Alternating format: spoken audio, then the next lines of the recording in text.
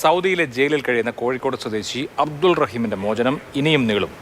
റിയാദിലെ ക്രിമിനൽ കോടതി വിധി പറയുന്നത് വീണ്ടും മാറ്റി. സുരേഷ് വെള്ളിമറ്റം വിവരങ്ങളുമായി നമ്മളോടൊപ്പം ചേരുകയാണ്.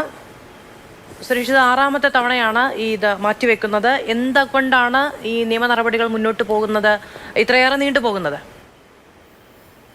മാധു, അഭിലാഷ്, ഇക്കാര്യത്തിൽ വലിയ പ്രതീക്ഷ ഇന്ന് എല്ലാവർക്കും ഉണ്ടായിരുന്നു. പ്രത്യേകിച്ച് കോടതി നടപടികൾ ആരംഭിച്ച് ഏതാണ്ട് 1 മണിക്കൂറോളം പുതിയ കാര്യങ്ങളൊന്നും പുറത്തു വരാത്ത സാഹചര്യത്തിൽ ഒരുപക്ഷേ വിധി എഴുതുകയാകും എന്നുള്ളൊരു വിലയിരുത്തൽ വരെ ഉണ്ടായിരുന്നു. പക്ഷേ അപ്രതീക്ഷിതമായിട്ടാണ് വിധി വീണ്ടും മാറ്റിവെക്കുന്നു എന്നുള്ള കോടതിയുടെ തീരുമാനം വരുന്നത്. പക്ഷേ അതിൽ ഇന്ന് കോടതി നടത്തിയിട്ടുള്ള ഒരു പരാമർശമുണ്ട്.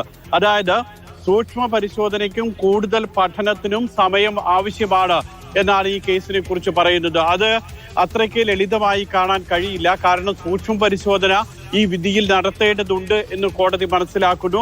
അതോടൊപ്പം തന്നെ ഇതേക്കുറിച്ച് കൂടുതൽ പഠിക്കേണ്ടതുണ്ടെന്നും കോടതി മനസ്സിലാക്കുന്നു.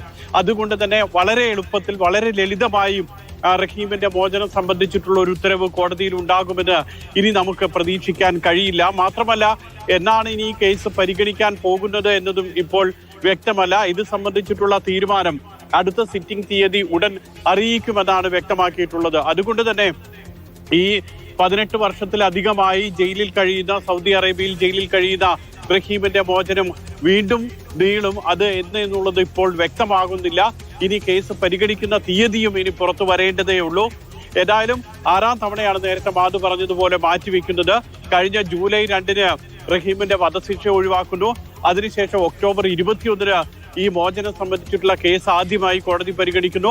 അന്ന് കോടതി പറഞ്ഞത് വധശിക്ഷ ഒഴിവാക്കിയിട്ടുള്ള അതേ ബെഞ്ച് തന്നെ പരിഗണിക്കട്ടെ എന്ന് പറഞ്ഞു മാറ്റിവെച്ചു.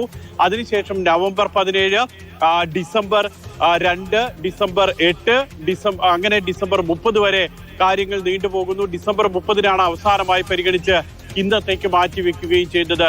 ഇന്നിപ്പോൾ കോടതിയിൽ നിന്നും ഇത്തരം ഒരു തീരുമാനമാണ് വന്നിട്ടുള്ളത്.